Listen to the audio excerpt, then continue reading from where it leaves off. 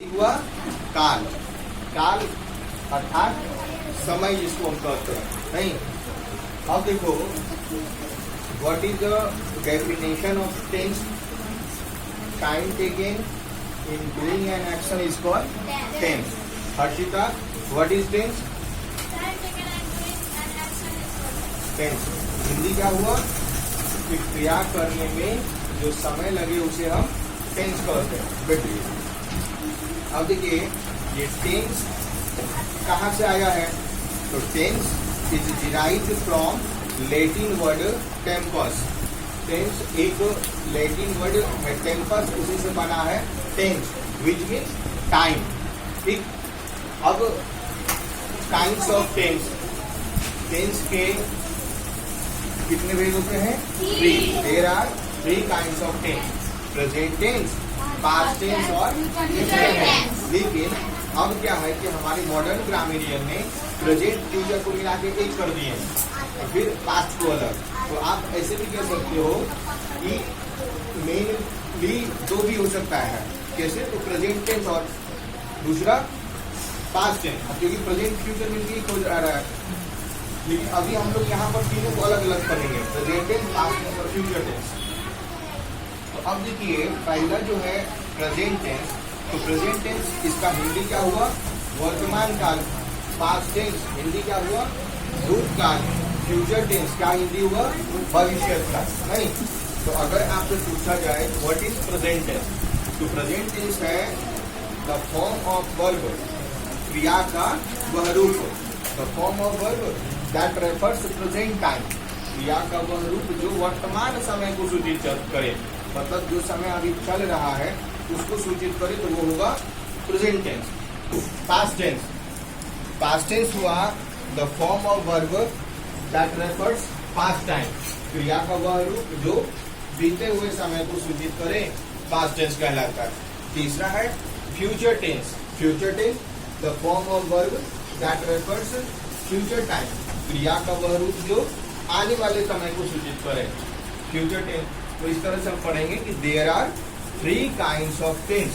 They are present tense, past tense, future tense. इसके बाद है each part of tense has been classified into 4 subclass। कि tense के प्रत्येक भाग के भी 4 उपभाग होते हैं, उसको 4 उपभाग में बांटा गया। जैसे अगर आप कहते हो प्रेजेंट टेंस, तो प्रेजेंट टेंस के भी 4 भेद हैं। प्रेजेंट इंडेफिनिट टेंस, या कहोगे तो सिंपल प्रेजेंट टेंस। दूसरा प्रेजेंट कंटिन्यूअस टेंस, या प्रेजेंट कंटिन्यूअस टेंस, या प्रेजेंट इम्परफेक्ट टेंस, या उसी को हम कहते हैं प्रेजेंट प्रोग्रेसिव टेंस। तो present continuous tense, present imperfect tense और प्रेजेंट प्रोग्रेसिव टेंस, ये तीनों एक ही हुआ। उसके बाद है प्रेजेंट परफेक्ट टेंस, और फिर उसके बाद प्रेजेंट परफेक्ट कंटिन्यूअस टेंस। तो इस तरह से टेंस के आप 4 भेद बोल सकते हो। कौन बताएंगे टेंस के 4 भेद कौन सब है? राघव बताइए टेंस के 4 भेद।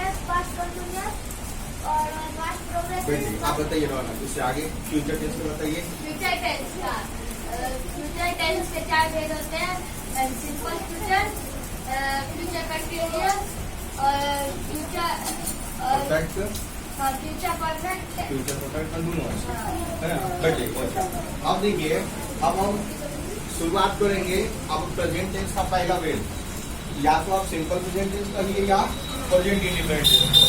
तो पहला पार्ट जो है प्रेजेंट इंडिफरेंट टेंस, ये क्या है? तो क्या कहोगे कि the form of verb, the form of verb that refers an action take place habitually. The form of verb that refers an action take place habitually, यानी क्रिया का वह रूप, क्रिया का वह रूप जिससे किसी काम के क्रिया का क्रिया का वह रूप जिससे किसी काम के सामान्यतया आदतन रूप से होने का बोल होता है। हैबिट, कोई भी चीज की हैबिट। अभी हम पढ़े ना, अगर आप कहोगे कि हम लोग पढ़ते हैं, तो ये पढ़ना क्या है? हैबिट हुई। कहते वह पूजा करता है, तो पूजा करना क्या हुआ? हैबिट। वह प्रतिदिन अखबार पढ़ता है, अखबार पढ़ना यहाँ पर क्या हुआ? हैबिट। अगर हम ऐसे कह रहे हैं, देखिए दो बात हम लेते हैं, एक हम लोग पढ़ते हैं और दूसरा हम लोग पढ़ रहे हैं, दोनों में फर्क है। हम लोग पढ़ते हैं के लिए हम लोग पढ़ रहे हैं, चलिए इस दोनों में डिफरेंस कौन बताइएगा? हम लोग पढ़ते हैं और हम लोग पढ़ रहे हैं, इन दोनों वाक्यों में क्या डिफरेंस है बताइए? का हुआ है। और हम लोग पढ़ रहे हैं, ये सेंटेंस प्रेजेंट कंटिन्यूअस टेंस के अंदर आता है, क्योंकि इसके अंत में रहा है, लगा हुआ है। Good, very good. अब देखिए प्रेजेंट इंडेफिनिट टेंस जो हम कहे, ये हैबिट का बोध कराता है। हम लोग पढ़ते हैं तो मतलब क्या? हम लोग स्टूडेंट हैं, पढ़ते हैं और पढ़ रहे हैं, मतलब हुआ कि बोलते समय काम जारी है, नहीं कि work going on at the moment of speaking, नहीं work going on at the moment of speaking, कार्य बोलते समय जारी हो। ठीक है, अब इसके बाद ये तो डेफिनेशन हो गए। अब प्रेजेंट इंडेफिनिट टेंस की आइडेंटिटी क्या है? अगर जब आप अनुवाद बनाने लगोगे तो क्या देख करके हम पहचान जाएंगे कि ये वाक्य प्रेजेंट इंडेफिनिट टेंस का है? तो Hindi sentence in which last of the finite verb का है, ते है, ती है। Hindi sentence in which last of the finite verb का है, ते है, ती है, it is known as present indefinite tense. का है, ते है, ती है लगा रहता है, वो क्या होगा? Present indefinite tense. अब प्रेजेंट इंडेफिनिट की ये तो पहचान हो गई, का है, ते है, ती है। अब इसकी हेल्पिंग वर्ब क्या होती है? Helping verb present indefinite tense की हेल्पिंग वर्ब क्या है? Do does.